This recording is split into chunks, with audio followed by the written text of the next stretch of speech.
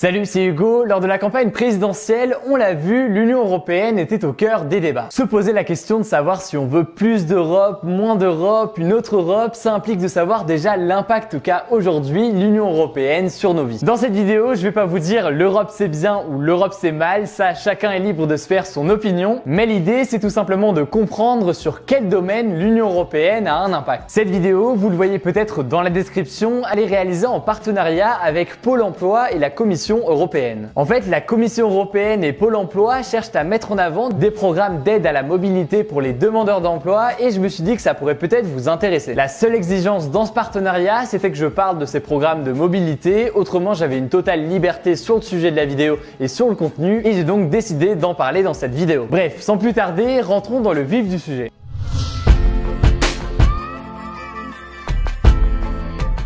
Il y a un chiffre que vous avez sûrement vu passer. Aujourd'hui, 80% des lois seraient votées au sein de l'Union européenne et non à l'Assemblée nationale directement en France. Ce chiffre, en réalité, il est faux. Selon l'Institut Jacques Delors, seuls 37% des lois, ordonnances et décrets qu'on a en France viennent de l'Union européenne. Ceux qui doutent de l'Union européenne répondront sûrement que certes, ce n'est pas la majorité des lois qui sont votées à l'échelle européenne, mais ce sont parmi les lois les plus importantes. En gros, moins de lois à l'échelle européenne qu'à l'échelle nationale, certes, mais des lois à l'échelle européenne qui sont plus importantes que les lois qui sont votées à l'échelle nationale. Là, c'est intéressant de se pencher sur ce que fait et sur ce que ne fait pas l'Union européenne, et ça tombe bien puisque c'est l'objet de cette vidéo. Ne vous inquiétez pas, c'est pas un cours de droit de l'Union européenne, mais pour faire simple, très rapidement, les domaines où l'Union européenne agit, ils sont précisés dans les traités européens. Le traité de Lisbonne, entré en vigueur en 2009, définit 3 éléments. D'abord, des compétences attribuées à l'Union européenne. Bon, ce n'est pas l'Union européenne seule, les États membres participent aussi à la prise de décision et aux discussions,